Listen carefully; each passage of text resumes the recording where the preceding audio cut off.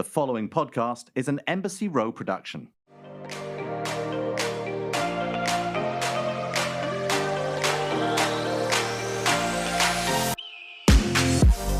Hey everyone, welcome to Scissoring Isn't a Thing. As always, I am Darren Karp, and I am here with my tie-dye queen, Liz Cully. Every week it's something different, Liz. I do love tie-dye. And for the record, before the pandemic, I was wearing tie-dye. Also, I would like you to only address me as a social media influencer because I hit 10,000 followers yesterday. I am so proud of you for this accomplishment. I respect you too much to just call you a social media influencer because you know what is involved in your day life. But Mazel Tov on hitting the 5 figs. Mazel You know tov. who I haven't met in real life, but she posted about me to get to 10,000, and I thought it was and I keep asking to hang out with her, and she just doesn't answer that part, but then is just really nice. Is MJ. MJ from Shaws of Sunset. Sunset. Hilarious. Well, I love MJ. MJ's my girl. No, I do too, but isn't that it's a little strange. I'm like, thanks. What? She's Anyway. a supporter of women. She's a lover of all. I'm just so happy. Like, what was happier, the day that you got to 10,000 followers or your wedding day to you, Rachel? Okay, let's relax here. Well, obviously, when I got to 10,000 Yeah. followers. I'm just kidding. No, You're no, like, of course. Wait, did My you watch? wedding, come We have a lot of just TV roundup because our episode today, our interview was like, we want to let it speak for itself. Hey, Rachel. Okay. Rachel just came into frame in a sliver, people, and Liz moved the computer over so I could not see Rachel for even a second. Because she doesn't want to be. Okay, but like it's me. Like it's not it's not like in front of millions of viewers. Like it's me, and you move the computer so I couldn't see Rachel. I know, Fucked up. I know. She Fucked doesn't up. like to be on camera, so I moved. Fucked Rachel, up. I was doing you a favor, and I moved the camera, and Darren was like, "Why did you just do that?" Yeah, it's like 'Cause she's I'm embarrassed. protecting Or her is she privacy. masturbating? That's a whole other No, story. You got to oh watch my our God. Instagram stories to see Stop that. But it. okay, so we have a longer interview. So I just have like a lot of like TV roundup stuff to kind of get to. Okay. Well, Do first it. off, the morning shows. Plotline. Are you watching the morning show? Yes, Okay. I am. I don't know. So If I'm totally caught up though, but I watched it enough where that I know what I think you're going to talk about. you know about Reese Witherspoon and Juliana Margulies. Yeah, which was like a lot. I don't know if it was hotter than I thought it would be. Like I thought it was less hot, but only Yeah. because I find Reese Witherspoon to be so straight. It's not Juliana Margulies. I find Reese Witherspoon to be so hetero that I can't believe it. Like I and she's a great actress. This I is think nothing. you're This is right. nothing I think against you're her. right. This is just like her roles are notoriously hetero. Whereas I feel like Juliana Margulies has played these like salacious, sexy, kind of fluidy type of women. I could just see it a lot Yeah. more than Reese. But that's why. But obviously a plot point's going to be that, and it's unclear if Reese is lesbian or not because they've like danced around that she is, or maybe she's bi. Unclear. I don't want to name her. But no, I know. I feel like you're right. It's interesting. I think that they've sort of left out her. But didn't she have sex with someone? I can't remember. It was too long of a gap. it was between too the long two of a gap, shows. and I don't really remember Reese like in this Bradley, the character Bradley. I don't remember Bradley having any sexual relationship with anyone. We just know that she she got pregnant really young. That's all it. we know. Right. But like that might not have been for love or anything. So I'm very curious to see how that happens. I mean, obviously, I think this is hitting on a point that we talk Do you about think literally it's every queer week. baiting? Do you think it's queer baiting a little? Yeah, but okay, but like what wouldn't queer baiting look like? Like, I do think it's important to kind of show, like, hey, I grew up. I mean, I don't know where the show is going, so I can't predict. But right now, Bradley's basically saying, Juliana Margulies is like, hey, like, go kind of use your gayness as a plus to go host the presidential debate or whatever they're talking about in the show, which I'm not necessarily for. I think you kind of got to use what you got. And, Bradley gets too scared to do that. For whatever reason, she grew up in a conservative family and la la la la. And so Darren, do you think that I'm Juliana or I'm Bradley? And you're Juliana or you're Bradley? between the two of us, like if we were gonna Like hook I up- feel like no, just like in the show, like I actually think you're Bradley and I'm Juliana. I do think I'm Bradley. I do think I'm Bradley. I actually think that Bradley even described herself as libertarian. I could be wrong on that, but I feel like first season, because I feel like I clung to that. But like, yes, I think personality-wise, like I'm Juliana. Yes, and I'm Reese. I don't think necessarily that I'm the heterosexual. Like, I don't think like No, I'm me just as saying, a person I is as know. heterosexual as Reese. In the show, I am Bradley, and in the show, you are Juliana Margulies.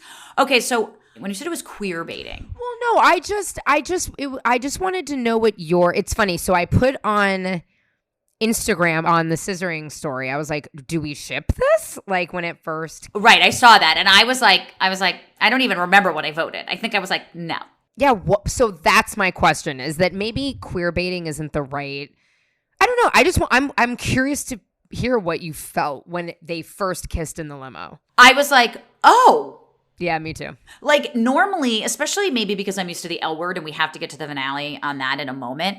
But normally, I feel like when it's female, maybe it's other people and I'm just literally paying more attention to female. I feel like in order to show that this is like, oh, potentially queer, they show subtle movements and they show like, oh, I'm checking you out, or like a touch of the hand, a graze of the leg.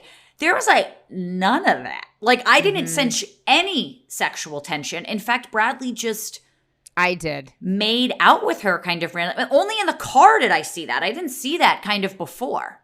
I sort of got the vibe when she was like, when Juliana they were outside walking with the coffee cup and she dropped it. Anyway, this is really becoming like a rap This really is. episode, which we don't want to do. But I don't know. I saw little moments here and there. Let's see how the storyline plays out to see if it's queer baiting. But I think in general, the only You didn't reason take I would it that way.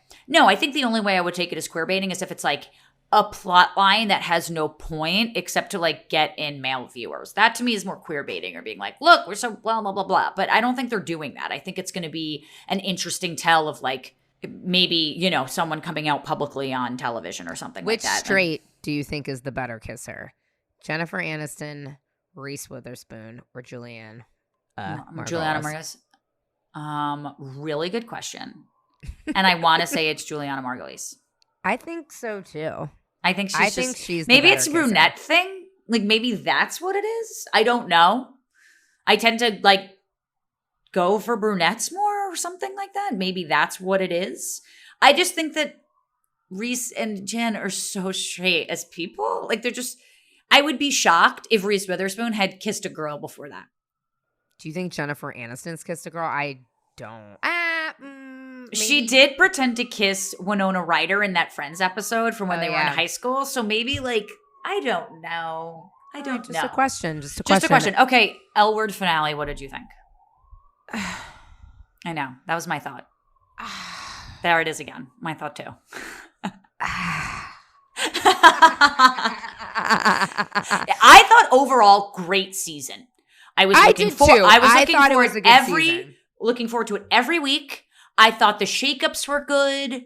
I thought it was kind of a nice play. I thought the Rosie thing, obviously they're going to get another season because they can't really end like this. But like, I thought the Rosie thing was going to like play out a little bit more. And I know we left on the Tina Bet thing. But part of me is a little bit like, how long can we use that storyline now? I agree. It's been used 9 times with them. And I hate to say it, I don't believe Shane and Tess, but that's just, I just. Okay, well, so that's so interesting that you say that. I don't believe it. Because Rachel felt the same, but I disagree. This is I like them both, by the way, and think they're both hot. So, no, I know. Okay, Hold on. Okay. This is the first relationship ever that Shane has been in that I'm actually sort of. I actually believe this. I did like it, but I believe this more. And she'll never come on the show probably, so I'll say it. I don't believe Kate Moaning is like the best actor all the time. I think she's fun to watch, but I don't think she's like that believable, which is different. And so sometimes when she's with it's a little bit like Reese being homo. You're like, I don't know. Totally. Okay. But I really like her and Tess. I think Tess was great. I think I was very satisfied with this season, but the ending for me was like, Also, like Joey Taboni's sister, like Jacqueline, like never did she ever look at your DMs. No, I Me doubt neither. it. I Do you doubt it. die? I'm I died all of this. well, because she's in rehab. I'm kidding. The show. Oh, I was gonna be like, let's not say anyone. Yeah, she's in rehab, which again, Finley's in rehab. Like, see you later. Actually, yeah. sort of works. Can I just tell you one really funny thing? And we're going to have this person on the show in a couple of weeks, and we do need to get to this amazing episode. But there is a huge thing in LA, Darren, about PAs and recovery. Like, I can't explain to you how many sober lesbians that used to be on the party scene are like PAs. And if anyone's listening that's from LA, please DM me or DM Scissoring and we can laugh about this. Yes, it's like a whole thing. Well, that's the sad. whole thing. Like, So I mean, it's sad in the terms of like, I hope they're not, if it's like a pandemic of like every PA like having to drink because they hate their lives or their job. That's a sad it's the other. No, it's the other way around. It's like girls that and boys and whoever, but like people that were sort of messes in their 20s get their shit together and then become PAs. No, it's like positive. Okay, I see it. It's just a very funny thing. Like there'll be like a les on set and they're like sober and they're a PA and it's just I'm all for that. So I kind of like love Marja doing that because it's accurate. It is accurate. I mean, yeah, but in all in all, my read was. You know what I thought of that scene though when they're doing the intervention was. If it were me, and obviously, like, I've seen the show Intervention. I've never been in one. I know friends who have been in them. I would feel wildly uncomfortable that my boss of a TV show was giving me the intervention. Like, okay, but first of all, they're really unprofessional, their relationship. She fucked on her couch. I know, and I'm like, lesbians aren't like this. Alice was going to pay for it. I know. And then I was like, oh, I wonder if Andy would pay for mine. Yeah, he would. Made me thinking. It got me thinking. Okay. All right. Well, before we get to the most incredible Shea Coulee, which, by the way, Shea listeners, Coulee you don't even need to say incredible Shea Coulee. You just need to say Shea Coulee because it's implied. Well, so this interview was actually rescheduled since June. Remember, Shea was going to be on our Pride extravaganza. Shea moved. Shea was doing a lot of stuff, which is totally fine. Totally but fine. I'm just saying the anticipation was there. You know? I think when Shea hopped on, I think we just collectively screamed and then could hit record. And I think he was a little bit like, oh, taken aback by these two girls being really obsessed with him. But he was pretty fantastic.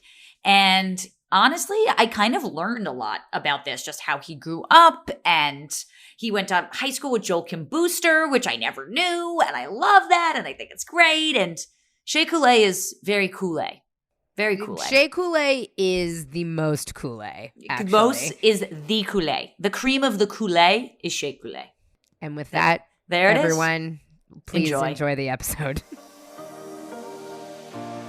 Guys, if you haven't heard about Anchor, it's the easiest way to make a podcast. Let me explain this, okay? It's free. There's creation tools that allow you to record and edit your podcast right from your phone or computer, and Anchor will distribute your podcast for you. So it could be heard on Spotify, Apple Podcast, and many, many more. With Anchor, you can make money from your podcast with no minimum listenership. It's truly everything you need to make a podcast in one place. Download the free Anchor app or go to anchor.fm to get started.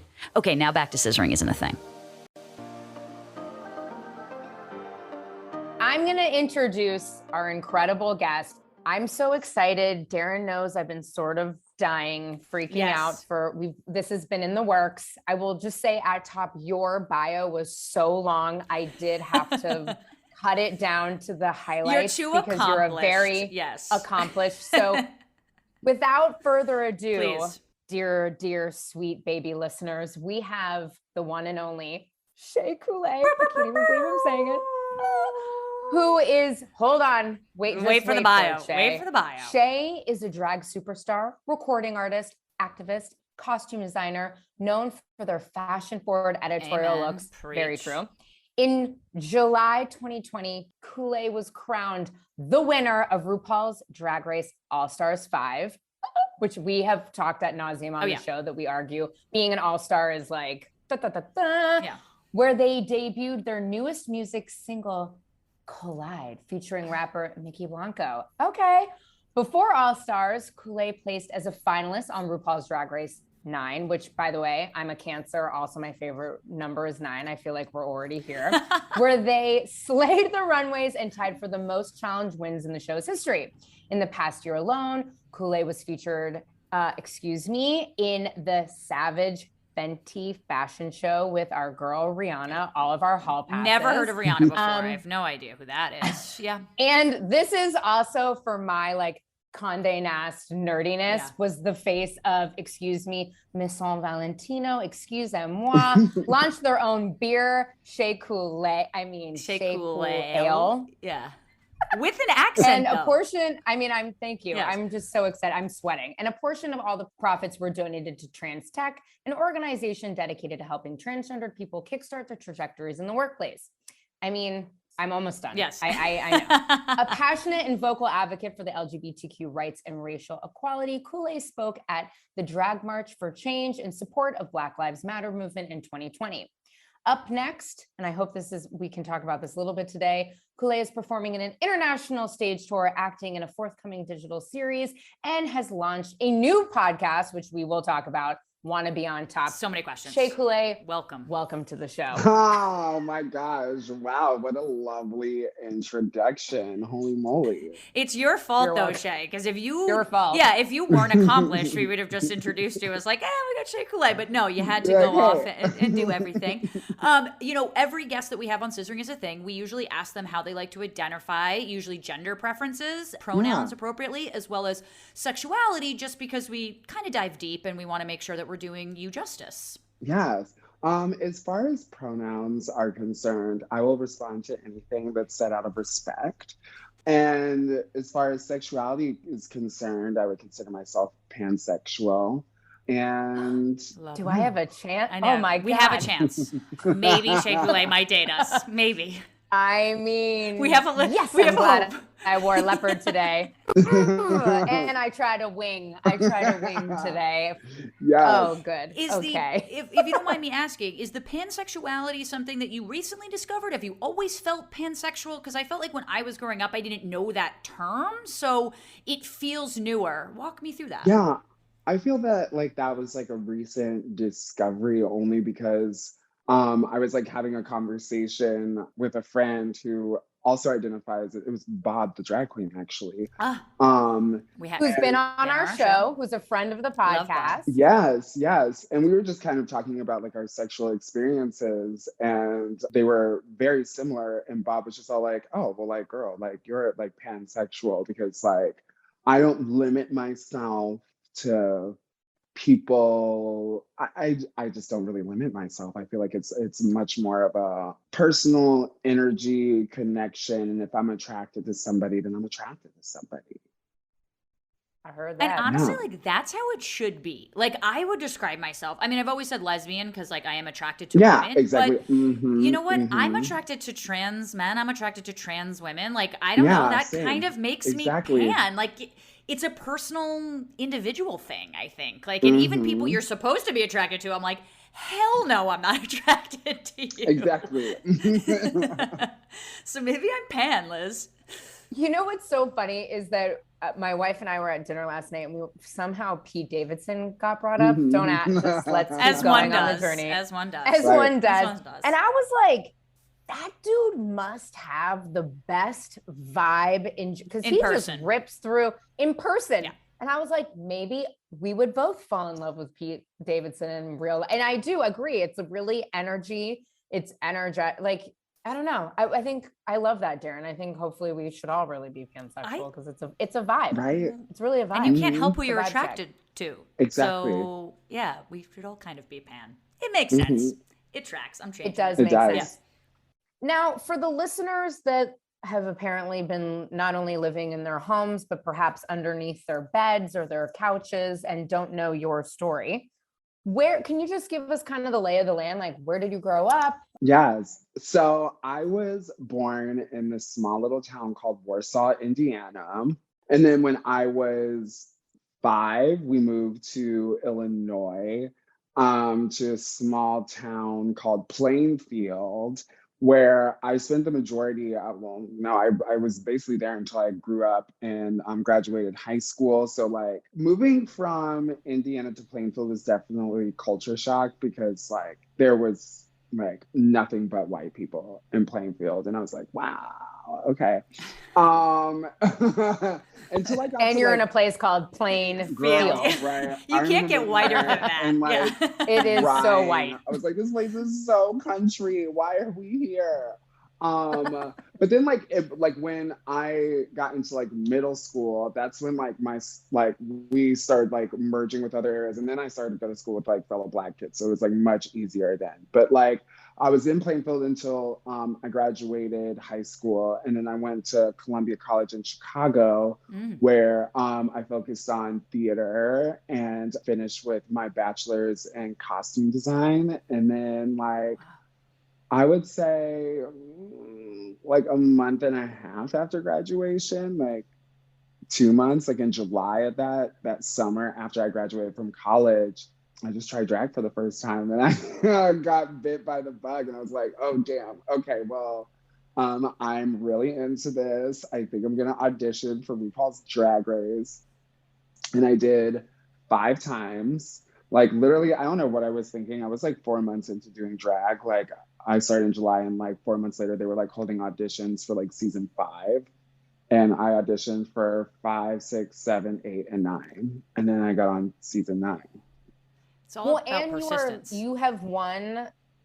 I think I was doing the math. Hold on, let's look more at the competitions, notes. I think, than You any other. No, you've won 1.9 billion challenges. Actually, I believe. I was trying to count them. And not for nothing, Shay, yesterday. but Liz got me into watching Drag Race. Like I had known about it, but she was like, "I'm a reality junkie." She was like, "How are you not watching this? Like you need to get into it." And so last season was my first like start to finish all-star season watching it live. And Yes. I was talking to Liz and breaking it down, and Liz was like, yes, like during regular season, like we wanted Simone to win. We were rooting for Simone. She was like, but if you win All-Stars, it's so much grander. She's like, because the competition is so much higher that if you can walk away being an All-Star, it's like winning $1 million in drag culture. Do you feel that way, like having won All-Stars and not the regular season?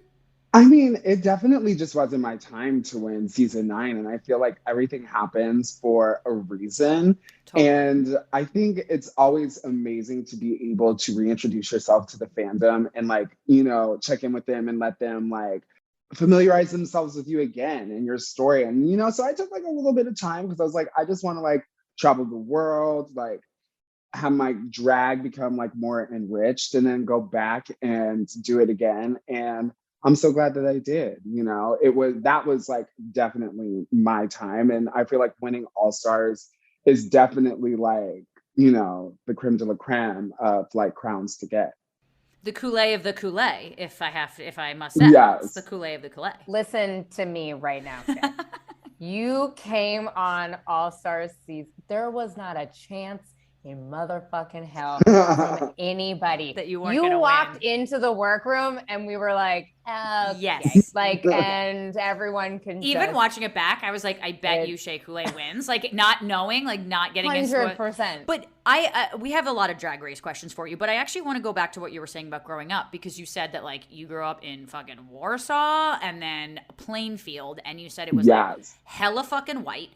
Did you feel different because of a racial thing and a sexuality thing? Just a racial thing? What was the sexuality aspect? Oh, just all across the board. It's just like, you know, you think about Plainfield and it just really was so much of a reflection of like white conservative. Like, I mean, it's like I would say semi-conservative, you know, definitely like somewhat democratic, but that is a lie. It is Chicago that really makes Illinois democratic. I'm like, there's still so many conservative people that were there, and it was just like tough because I was going to school with kids that were just like a reflection of their parents and things that their parents like fully, you know, said behind like closed doors, and then, you know, I would experience that in school. And I was just all like, oh, damn it, I just can't wait to get out of here and just like, you know, just like spread my wings. It's like, I was like, this is not my town. I'm not going to stay here. So I did not hesitate to hightail my ass out of there. Do you still have ties there though? Yeah. Have you gone back after now that you're famous? I mean, my mom still lives in our family home there. So I go back for like holidays and like, you know, little weekend visits every once in a while, but we just like chill at the house. It's not like I'm trying to go out shopping at Walmart Supercenter or anything like that. I know, but I want you to too. Like, I really want you to. Only because really quickly, who Darren knows very well, Carson Kressley was on the show. And we spoke to Carson about when, like, he lives straight up and he went and bought the big ass house back in Pennsylvania, like where he grew up. And he says that, after he did Queer Eye and like, everything started happening, he would like go into the Walmart and be like, oh, yep, that's me. Yeah. Hello. And it was sort of this fun moment for him back and forth. So when you do go to the Walmart, please give us a call because I want the rundown. Okay, you know what? Now that you say that, maybe I'll look at buying one of the big houses in Plainfield. I heard there's a couple of them for sale. I was gonna say it's kind of the best way to change the demographic, though. Were you able to explore your sexuality when you were growing up? Was there any other potential? I mean, obviously there were other gay people, but that doesn't mean that they were out. Did you know that? Oh yeah, no. I went to high school with Joel Kim Booster. So he was running around being a big old. So it was, and we were like literally in school like during the same time. So that's amazing. I feel like it was like whirlwind queer boys of color running around high school being like, yeah, so I'm gay. Yes. Like, because when I came out, I really came out with like ferocity because I was just like, that was like the one thing that I was like bullied for because, I was still, even though I was in this small town, like I always knew who I was.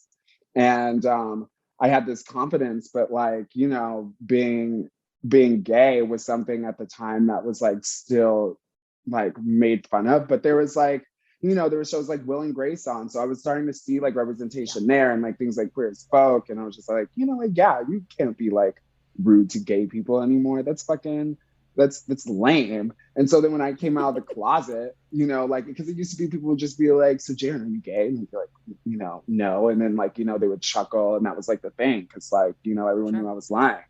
And then one day they asked me and I was just all like, yes, I am. So what? And I remember him just stopping dead in his tracks, just like, yeah, you're right. Because he didn't have a follow-up question. He didn't have one. So then when I answered the question and they were like, oh, damn it.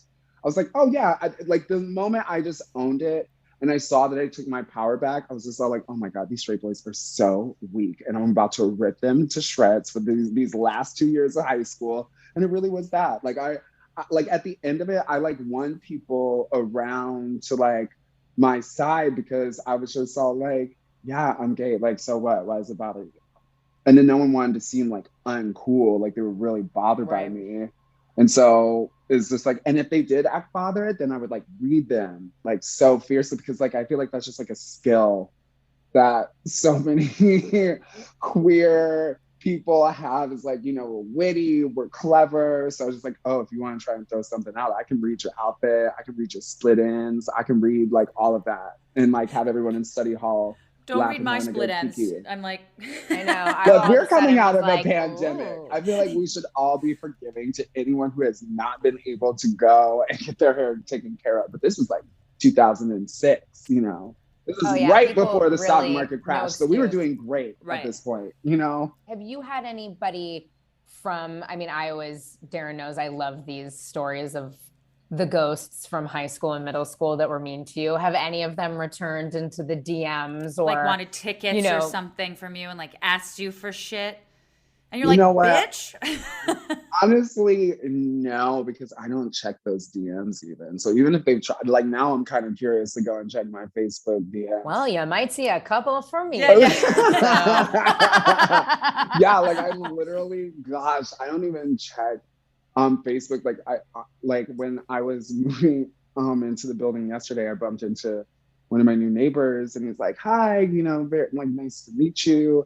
And he's like, I've kind of like met everybody in the building because it's a brand new building, so people have just like been like slowly like filling it in. We're like one of like the last people in. He's just like, yeah, we have like this Facebook group, and I was like, oh God, it's like You're like, no. it's like, so I have to Join try that, and Shay. remember my Facebook password to like meet my new neighbors. Do not join the It's- building Facebook page. Honestly, That I can- don't want that. I was Yeah, just like, no. I think I'll tell my partner about that. He can join Yeah. too.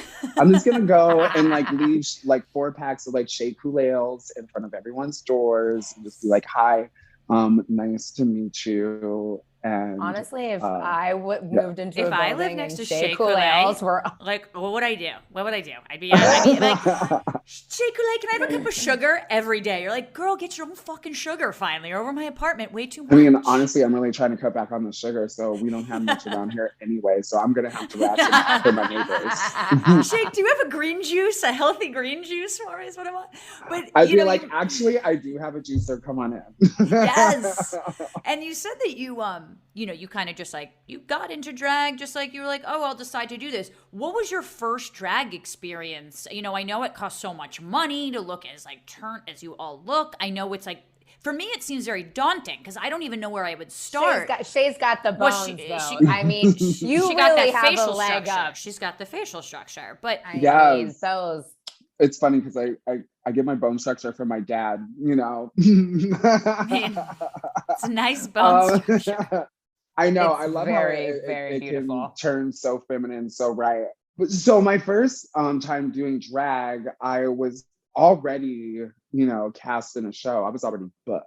And the show was my friend Jeez Louise's all black burlesque review called Jeezy's Juke Joint. Now, Ooh, great. I was booked to be just a dancer, just to come in and like support because it was like the first one. We had danced together in college, and I was like, yes, absolutely, I'll come in and support.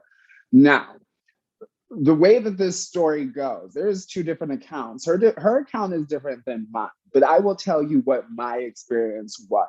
Now, I am also a stoner, so I am not passing any judgment, but I know Yes, Darren's in love. know I'm coming my over. girl, Jeez Louise, likes to smoke down.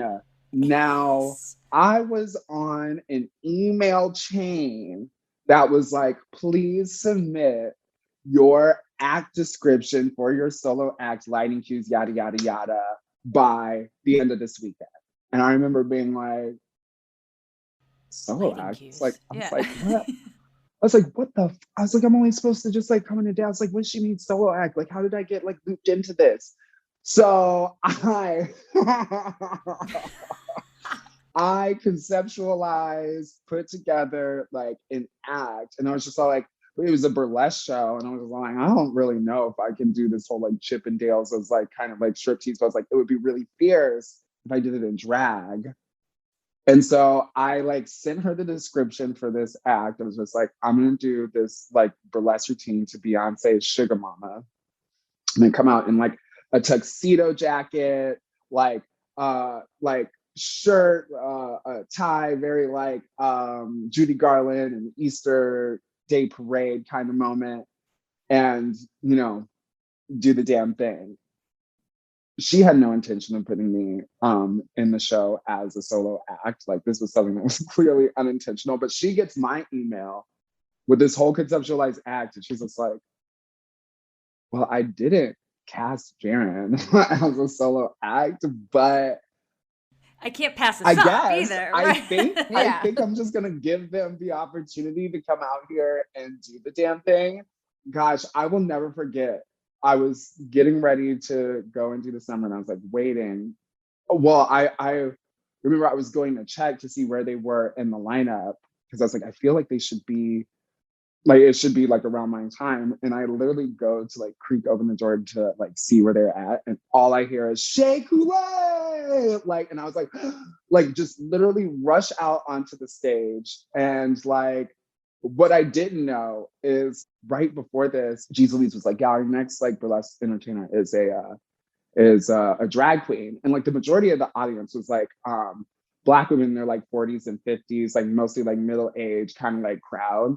And so she said they kind of were like silent, like, And so then I come out in my little tuxedo jacket, and like I was like backlit and just like legs and like pumps. they started screaming so loud that I could like barely even hear the music start. But like I did my whole little number. Those aunties like jumped to their feet, like they were screaming, clapping, cheering, going off. And like I had, in all my years of doing like theater and acting and stuff through college and high school and middle school, I had never had such a visceral reaction like that from an audience. And I was like, so I think I should do drag. Yeah. How old were you at this point? I was 22. Wow. Yeah. Which now, and nowadays, seems like a late start to be starting doing drag. Well, because of, I feel like Drag Race, I mean, it's encouraged younger people. Yes. Uh-huh. How did you come up with the name Shea Coulee? Like by that time you already had that moniker. Yeah. So how did you come up with it? Well, my middle name is Shay, but it's spelled Kyei. It's Swahili and it means beautiful boy. And so I was like, well, that kind of like works, you know, for this whole like gender bending experience. But I was like, no one will know how to read that. Like when they're looking at my name on a lineup, you know, at an amateur show, it's like, I know that no one's gonna get that. So I switched the spelling of that to be like Shea Butter. And right, because I was looking at all the different ways to spell Shea, and I was just like, SHEA, like the butter just feels like, you know, some African shea butter. Like, I was like, that's her.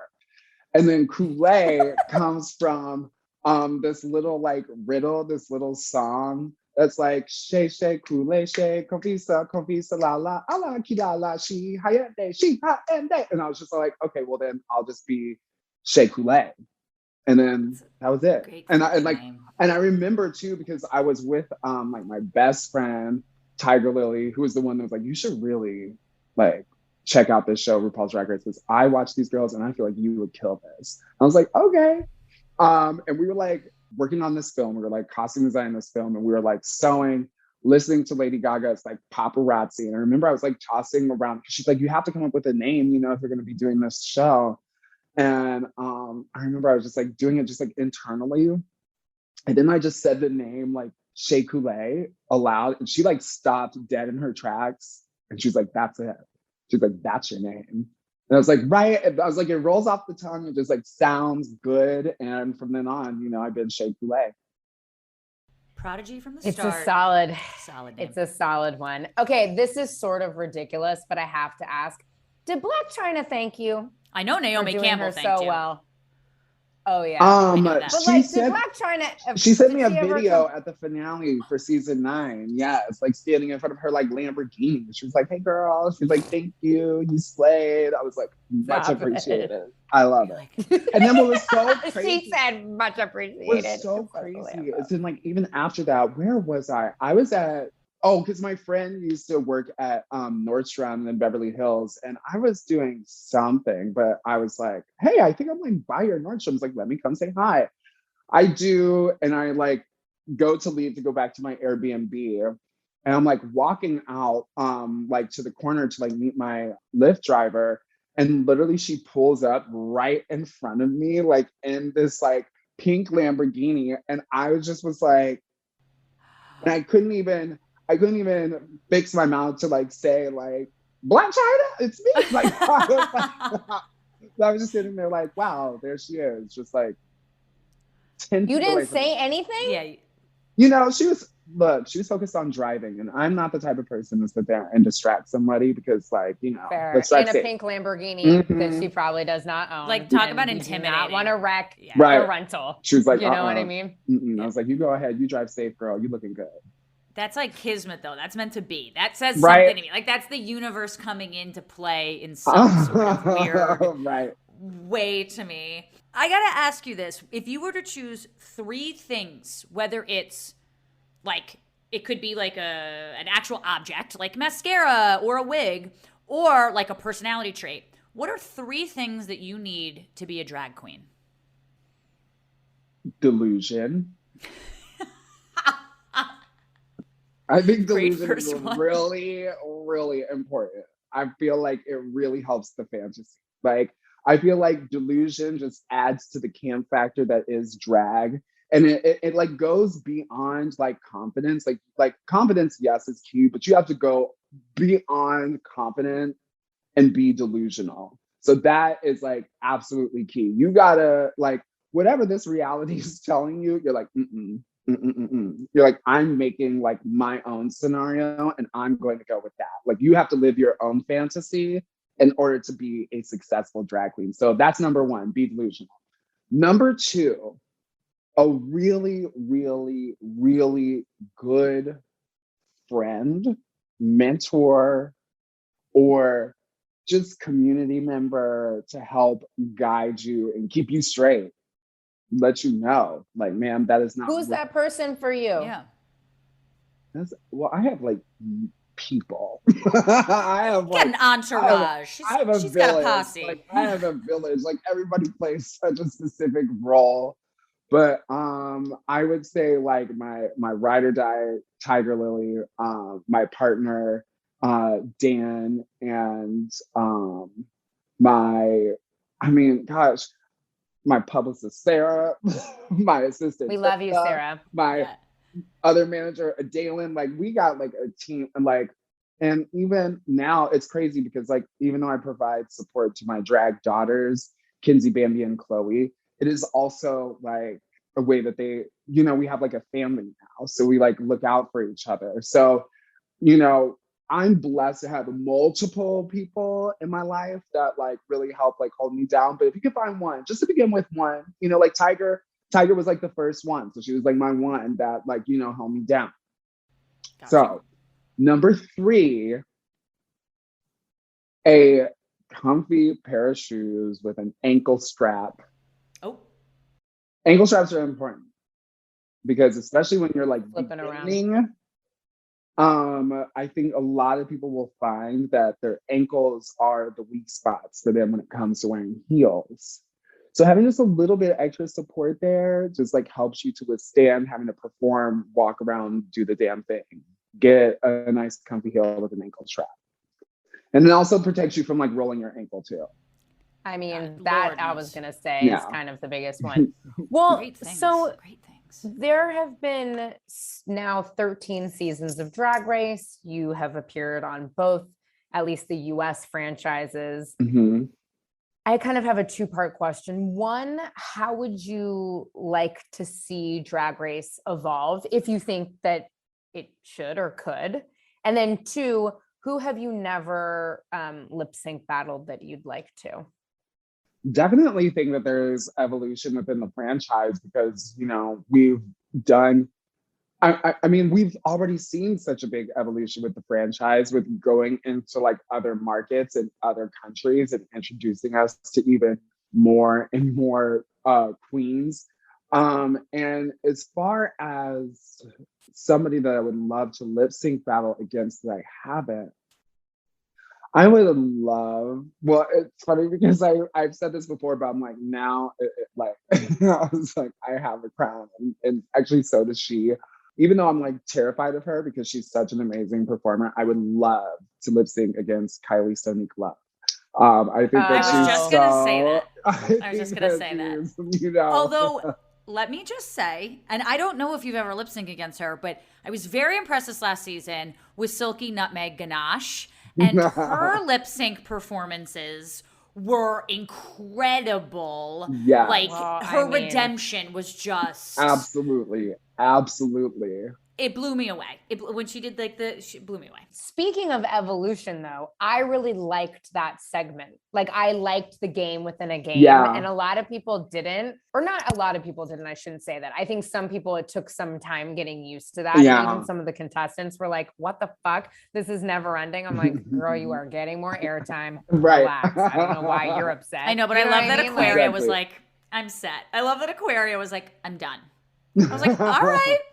All right, cool. Right. It's ridiculous. Look, anyway, here's the thing. It's just all like everybody, I feel like we get to a point where we expect a specific format, but like we were saying earlier, the show is constantly evolving. They're constantly going to do things to like switch it up and keep us interested. And so like, yeah, I feel like a game within a game is inevitable. Like, y'all should have seen it coming. That's how I feel. What was the most surprising thing about competing on Drag Race that you didn't, like, what was the thing where it was like, oh shit, it's done this way that you didn't know beforehand? Or what kind of shocked you when you finally got on?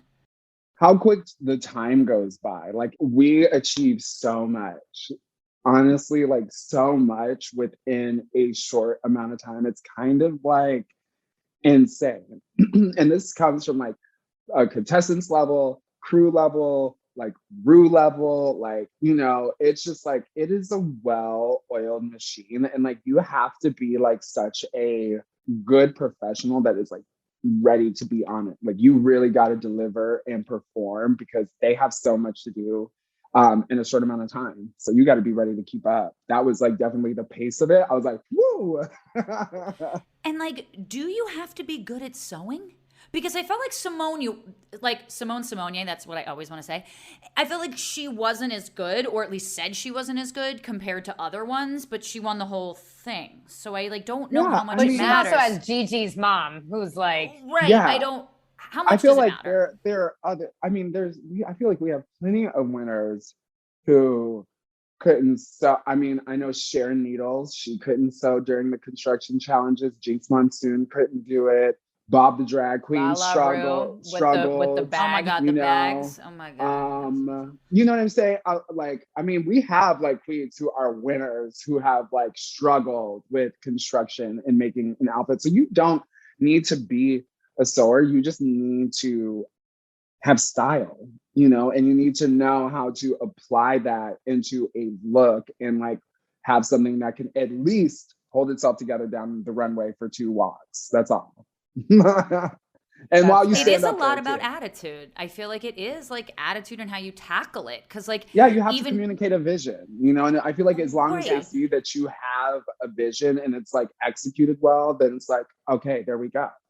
Well, even Lala Ree's bag challenge from last season, not the All Stars, the season before that, like I thought like I was banking on Lala Ree actually winning, It's like so fan wild. favorite at the end, because I was like, she just like, I hated that look, but I loved that look. Like, it was one of the more iconic looks in the season because it was so terrible. He got lost in my wrapping paper drawer where I keep all the bags when people give me bags of wine like, when they come over. Stuck it all over the. But I felt like her attitude about it was like infectious and saved her in so many ways. So it is about like, I guess, the style you also bring to it, even though it was like abysmal. Like it was. I love Lala Ree. Like, I love her, but my mother texted me about that outfit. And you know, if my mom is texting me, being like, what was that? You know, it was like really rough. Terrible. Yes. But you know what? It's iconic.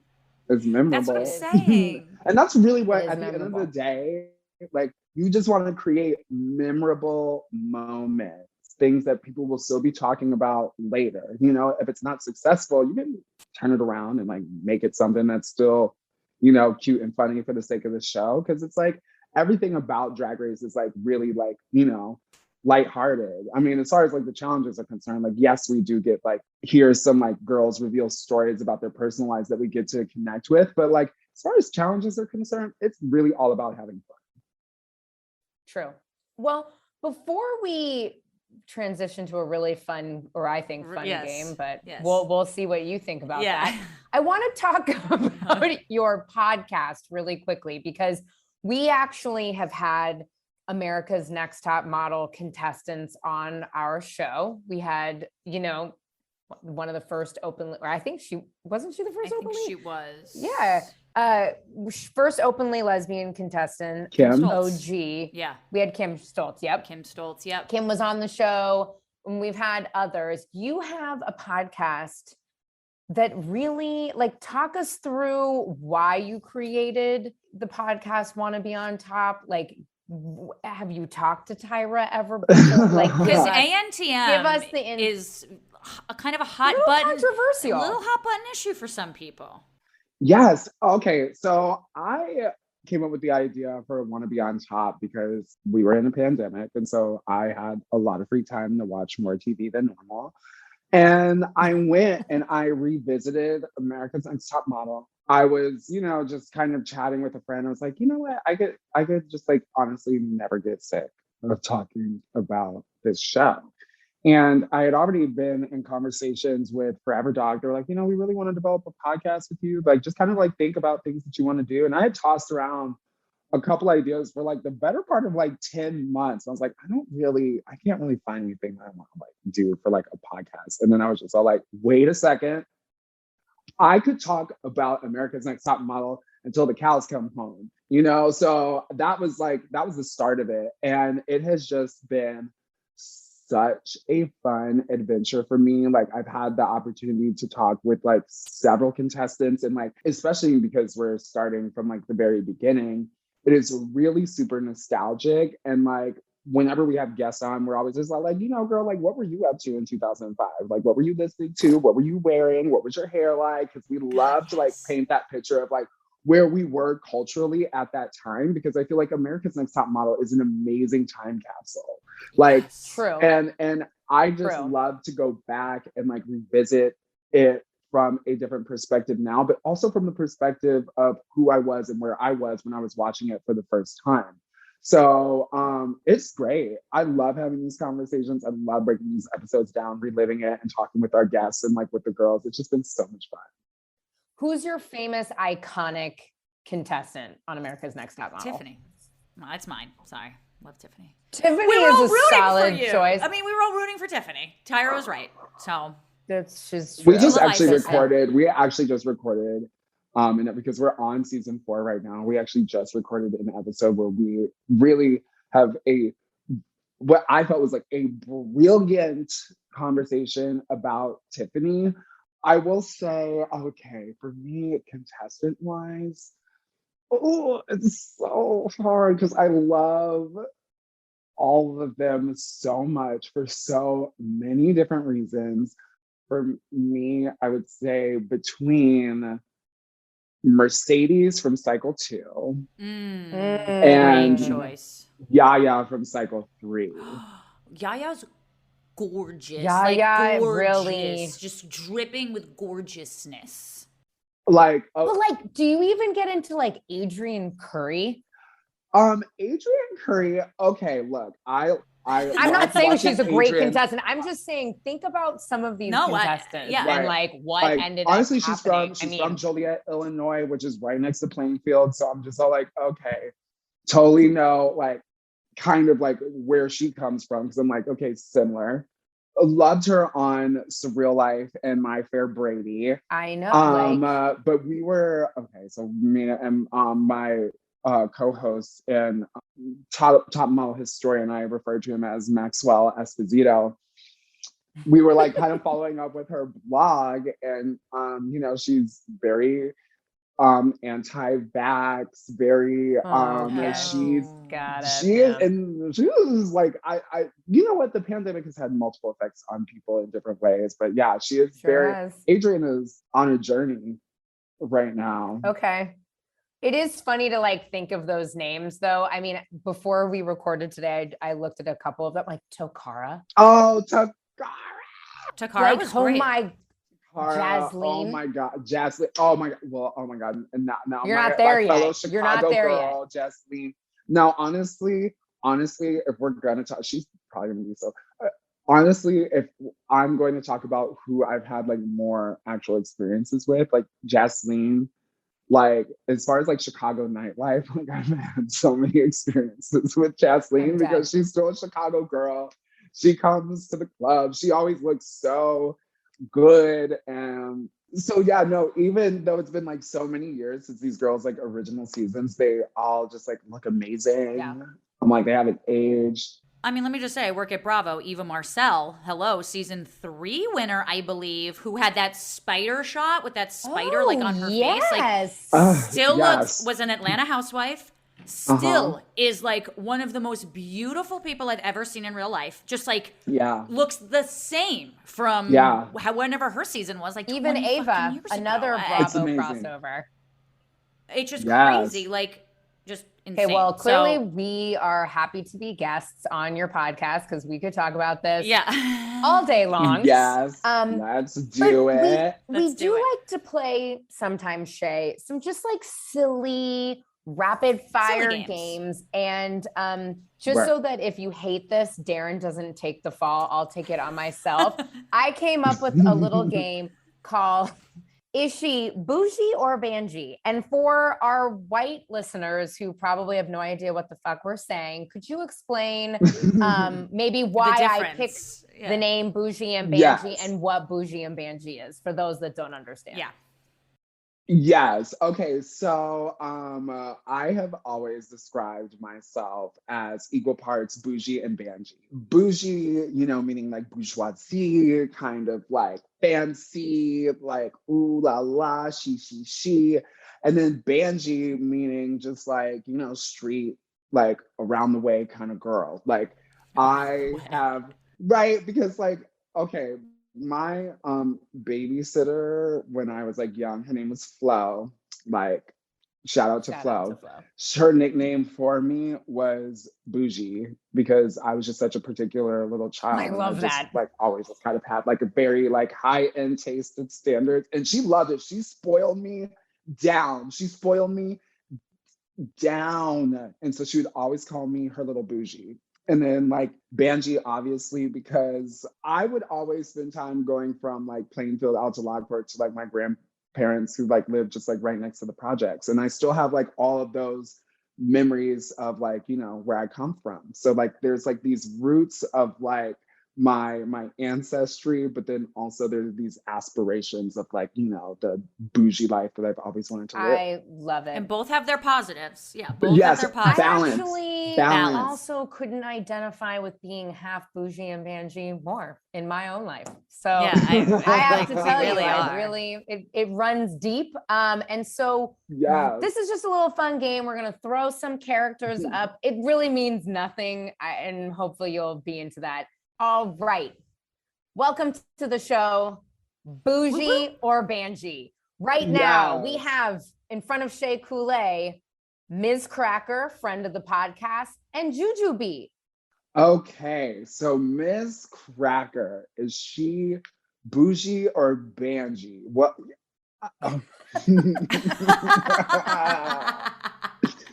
Already tripping you up. I know, I'm like, okay. She is, honestly, she is neither bougie nor banji. She is salty. Yes. That is Ms. Cracker. That's amazing. Now, Jujubee, no, she's Banji. She is a Banji round the way girl who loves big dicks and fried chicken. And I feel like that just in and of itself, like, explains Miss Jujubee. Okay. Of course. Darren. Chicago hot dog or hamburgers? Here we go. These are the two things. What is a Chicago hot dog to you? Okay, so a Chicago hot dog is sesame seed bun with onion, mustard, pickle, relish, and pickle. Right. And like it has to be like a little pickle spear that's like nestled in there. He said nestled in there. I know. Yeah, you gotta nestle it in just right in the side. Okay, and sometimes hot peppers too. If you're down with the spice. Ooh, okay, so that to me is, I'm gonna say it's Banji. Because the Chicago hot dog is resourceful. Okay, it was created during the Depression because it was an easy way for people to get like a quote unquote cheap, well-rounded meal because it's like protein, bread, different types of like little vegetables and things like that. So people could get like a 5-cent hot dog, and like feed their family. So that to me, I was like that resourcefulness and that's the heart of Chicago, Banji. Burger, I mean, I just feel like burger is just like standard. It's neither, you can have a bougie burger and you can have a Banji burger. Right, you can dress it up or you can dress it down. Do I prefer a bougie burger? I most absolutely do. I go to this place called Vincent in Chicago. It's like this little bistro and they make just like a really, really good burger and it's just like, tasty. Into it. I love that. I'm fucking hungry now. Okay, next one. Carson Kressley or Miss Michelle? Who is bougie and who is Banji? Oh, that is easy. Carson is bougie. Michelle is banshee. My fellow Plainfield sister, but she's from Plainfield, New Jersey. Yes, good old Plainfield, New Jersey. No, she's definitely the banshee one. He's the bougie one. This is my favorite one. This one's my favorite. Tyra Banks in this specific outfit from Dancing with the Stars, which unclear what the outfit was, or this weird like some type of stegosaurus from Jurassic Park. It's Tyra Banks or a Dilophosaurus. That's scary specifically from Jurassic Park. Okay. So Tyra for me is giving full on bougie. I love this look. I absolutely love this look. It's giving me like, if it were like gold, it would be like 80s Thierry Mugler on Iman going down like the French, like Parisian, like fashion week, like runway. See, people would be like, oh, it looks so crazy. I'm like, honey, this is a reference. We've seen this. And I'm like, and if you know, you know. So I'm going to say bougie for Tyra on that. What is this called? Dilophosaurus. A Dilophosaurus. From Jurassic Park, remember? They're so from scary. Jurassic Park, yes. Yes. Dilophosaurus. I mean, look, all I know is like the T-Rex, the Velociraptor, the pterodactyl. And what's the one with the long neck? Is that a stegosaurus? Oh. No, that's the one with the spikes on the back. Stegosaurus. What's the little long neck herbivore? Brontosaurus. Yes. See, I couldn't even remember that. That's about my. And this is a Dilophosaurus? Guys, I just would like you to know that this was a lot of pre-production on my end and investigative research into the dinosaur world. I know, and you gave me the hard word. Yes. I'm going to say Dilophosaurus is Banshee just based off of the name. That's a Banshee-ass name, Dilophosaurus. That is a Banshee-ass name. Two more. Who is Bougie and Banshee? Our friend of the podcast, Alaska, or Sharon Needles? God, so Sharon Needles is just spooky ooky. So that's Sharon. She's neither bougie or banshee. She's spooky ooky. Alaska is Alaska wants to be bougie, but she's banshee. She wants to be bougie, but I feel like, and she's neither banshee. I feel like she's just good old fashioned camp. Fair. She is. God, okay. Last but certainly not least. Your girls. You got Liz and Darren over here. Oh my gosh. Okay. Based off of, I know our listeners can't see this, but based off of the photo, I'm going to say that Liz is bougie, Darren is banshee, because the outfit. Those are both my clothes. Outfit.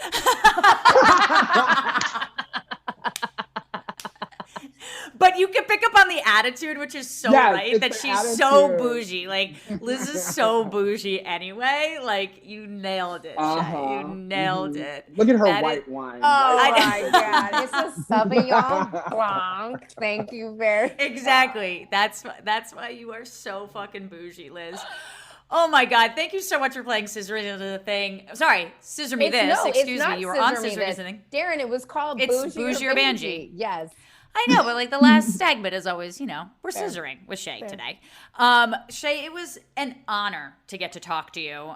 We could have you on and talk about America's Next Top Model and reality for days. We would love to have you back. Yes. Where can people follow you, watch everything that you're doing, and just crushing the scene? Tell us. Yes, you can follow me on all social media, Instagram, Twitter, TikTok, at Shea Coulee, SheaCoulee.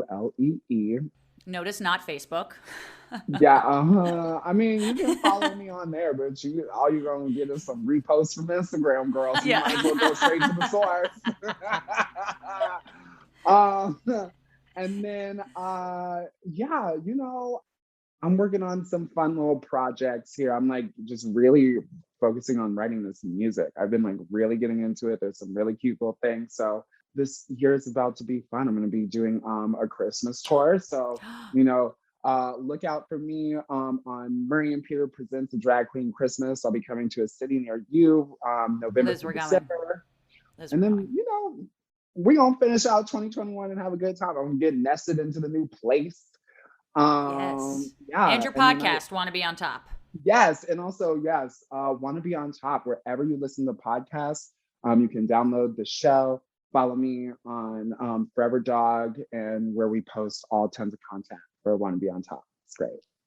Oh, and buy my soap, 100K, my 100K bar with Quiet Girl. It's an amazing shea butter It's soap. beautiful too. It smells so good. It's patchouli, ylang ylang, neroli, and jojoba beads. It's super. I love it. Yes. And Shea Coulee.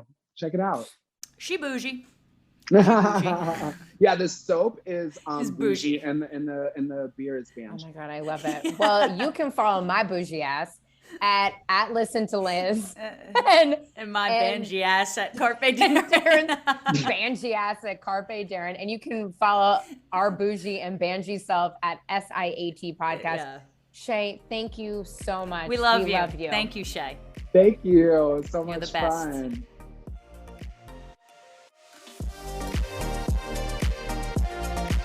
Scissoring Isn't a Thing is a production of Embassy Row. Our executive producer is Sarni Rogers. This episode was produced by Alexa Machia and Anna Marie Johnson. You can follow us on Instagram and Twitter at SIAT Podcast. See you next Tuesday.